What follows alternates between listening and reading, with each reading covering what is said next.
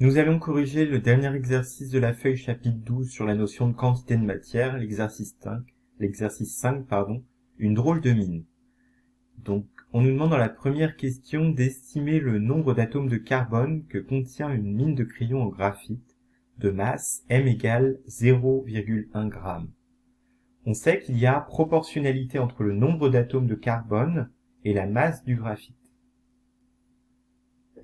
Donc, un atome de carbone, c'est une donnée qui nous est donnée ici, ça a une masse de 1,99 fois 10 puissance moins 26 kg. Si maintenant on considère 0,1 g, qui est égal à donc 0,1 fois 10 puissance moins 3 kg, qui est encore égal à 1 fois 10 puissance moins 4 kg, ça va correspondre à n atomes de carbone. C'est-à-dire, à combien? Il faut faire un produit en croix.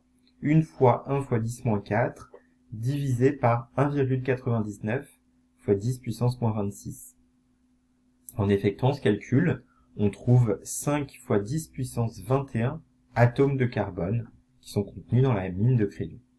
Question 2.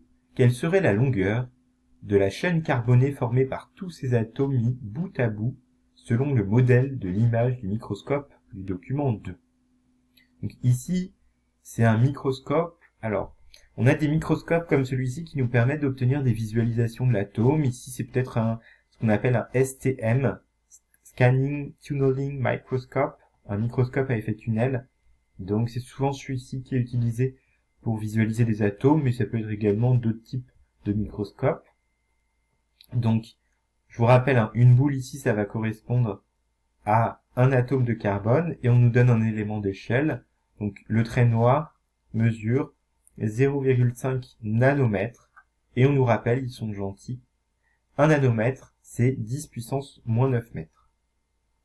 Donc, pour être plus précis, on va mesurer plusieurs atomes de carbone. On peut remarquer que, en utilisant un produit en croix par exemple, que 3 atomes de carbone vont mesurer 0,5 nanomètres.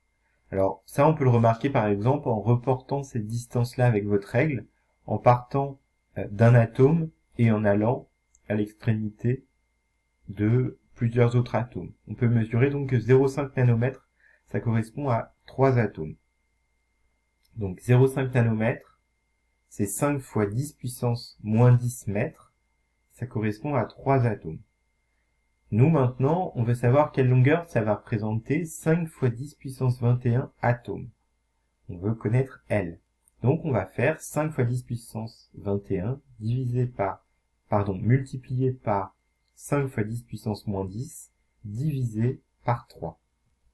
Donc, ce qui nous donne, tout calcul fait, 8 fois 10 puissance 11 mètres.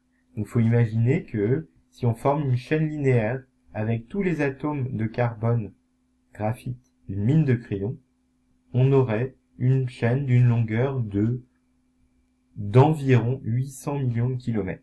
Ce qui est énorme puisqu'une mine de crayon, une simple mine de crayon, est constituée d'un très grand nombre d'atomes. Je vous remercie de votre attention.